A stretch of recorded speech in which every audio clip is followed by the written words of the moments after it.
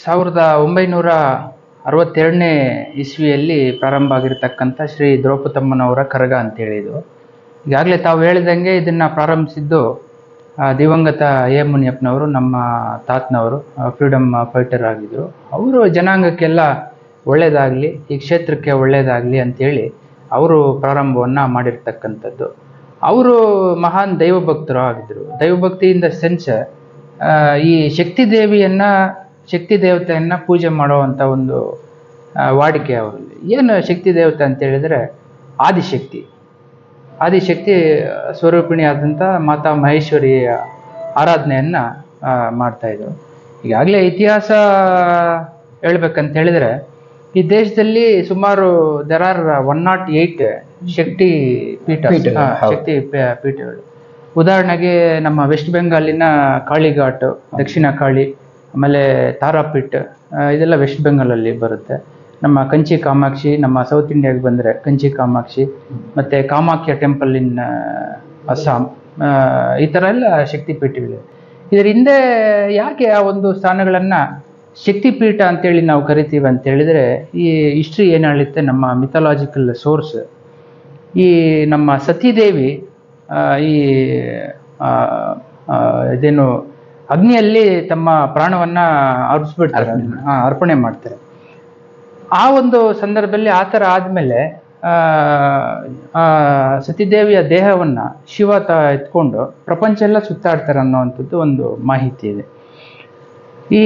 ಈ ವಿಚಾರವನ್ನು ನಮ್ಮ ವಿಷ್ಣು ನೋಡಿಬಿಟ್ಟು, ಈ ಥರ ಆದರೆ ಇನ್ನು ಸೃಷ್ಟಿ ನಡೆಯೋದಿಲ್ಲ, ಇನ್ನು ಮುಂದೆ ಇದನ್ನೆಲ್ಲ ಈ ಥರ ಇರಬಾರ್ದು, ಯಾಕಂತ ಹೇಳಿದ್ರೆ 3 ಜನ ಅತಿ ಮುಖ್ಯ ಇಲ್ಲಿ ಪ್ರಪಂಚ ನಡಿಬೇಕಂತ ಹೇಳಿದ್ರೆ.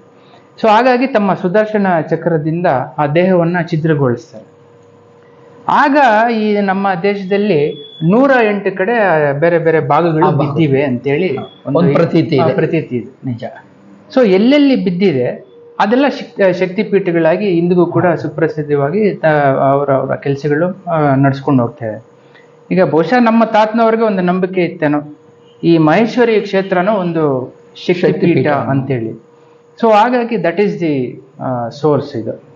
ಸೊ ಅದಾದ ನಂತರ ಕೆಲವೊಂದು ಕಾರ್ಯಕ್ರಮಗಳು ಅಲ್ಲಿ ಸ್ಥಳೀಯವಾಗಿ ಅದೇನೇ ಕಾರಣ ಆಗಿರ್ಬೋದು, ಕೆಲವೊಂದು ಕಾರ್ಯಕ್ರಮಗಳು ಅಲ್ಲಿ ಬರಲಿಲ್ಲ ಅಂಥೇಳಿ, ಈ ಥರ ಇದೆ ಅಂಥೇಳಿ ಅಲ್ಲಿ ಸಭೆ ಚರ್ಚೆ ಮಾಡಿದಾಗ ಈ ಥರ ಎಲ್ಲ ನಮ್ಮ ಹಿರಿಯರು ಅಲ್ಲಿ ಸ್ಥಳೀಯ ಇವರೆಲ್ಲ ಸೇರಿಕೊಂಡು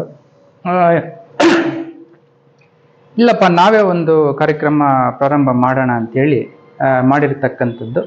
ಸೊ ಅದೇ ಒಂದು ಕರಗವನ್ನು ಈಗ ನಾವು ನಡೆಸ್ಕೊಂಡ್ಬರ್ತೇವೆ. ಬಹಳ ಸಂತೋಷ ಸರ್.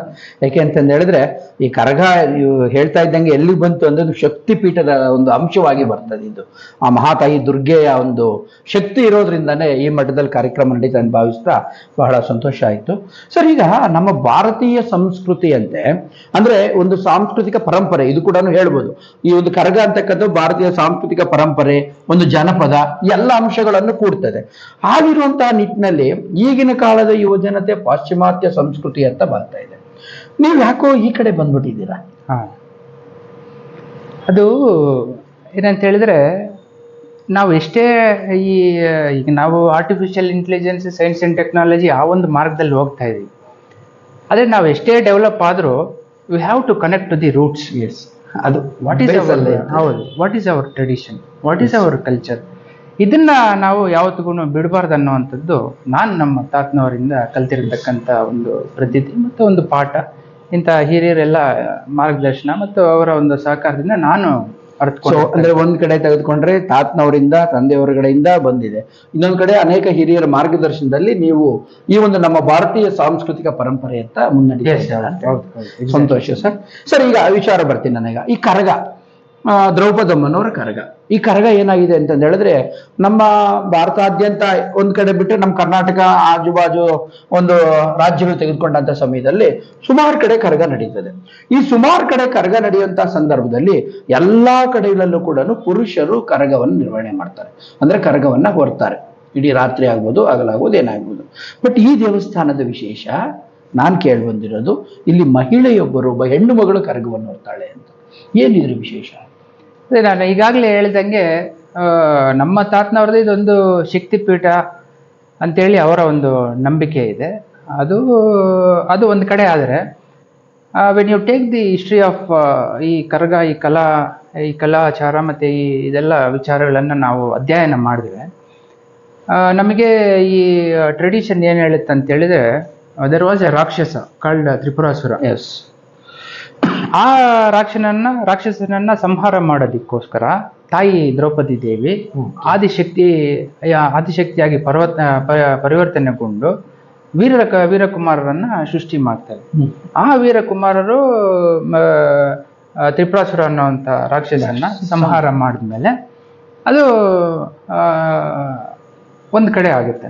ಅದಾದ ನಂತರ ವೀರಕುಮಾರರು ಆ ತಾಯಿಯನ್ನ ಬೇಡ್ಕೊಳ್ತಾರೆ, ತಾಯಿ ನೀವು ಎಲ್ಲೂ ಹೋಗ್ಬಾರದು, ಇನ್ನು ನೀವು ಹೋಗ್ಬಿಟ್ರೆ ಇನ್ನು ನಮ್ಮ ಗತಿ ಏನು, ನೀವು ನಮ್ಮೊಟ್ಟಿಗೇನೆ ಇರಬೇಕು, ನೀವೆಲ್ಲೂ ಹೋಗ್ಬಾರ್ದು ಅಂತೇಳಿ ಬೇಡ್ಕೊಂಡಾಗ ಆದಿಶಕ್ತಿ ಸ್ವರೂಪನೇ ಒಂದು ತಾಯಿಯ ಮಮತೆಯಿಂದ ನನ್ನ ಮಕ್ಕಳು ಈ ಥರ ಕೇಳ್ತಾ ಇದ್ದಾರೆ ಅಂತೇಳಿ ಅವರು ಮಾತು ಕೊಡ್ತಾರೆ.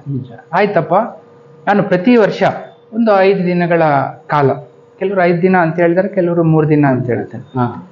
ಸೊ ಇಷ್ಟು ದಿನಗಳ ಕಾಲ ನಿಮ್ಮೊಟ್ಟಿಗೆ ನಾನು ಇರ್ತೀನಿ ಅಂತೇಳಿ ಅಭ್ಯಾಸ ಕೊಡುವಂಥದ್ದು, ಒಂದು ಮಾತು ಕೊಡುವಂಥದ್ದು ಒಂದು ನಂಬಿಕೆ ಇದೆ. ಅದಾದ ನಂತರ ಆ 5 ದಿನಗಳ ಕಾಲ ಏನಿದೆ, ಆ ತಾಯಿಯ ಆಗಮನವನ್ನ ನಾವಿಲ್ಲಿ ಕರಗದ ರೂಪದಲ್ಲಿ ಕೊಂಡಾಡ್ಕೊಂಡು ಬರುವಂತ, ಆಕೆಯನ್ನು ಆವಾಹನೆ ಮಾಡ್ಕೊಂಡು ಕರೆಸ್ಕೊಂಡು ಇಲ್ಲಿನ ಜನತೆಗೆ ಒಳ್ಳೇದಾಗ್ಲಿ ಅನ್ನೋ ಉದ್ದೇಶ ಕರಗದ ಮಹೋತ್ಸವ ಮಾಡ್ತಾ ಇದ್ದಾರೆ. ಇದು this is what history says. ಇದು ನನ್ನ ಹಿಂದಿನಿಂದ ಬಂದಿರತಕ್ಕಂತ ಒಂದು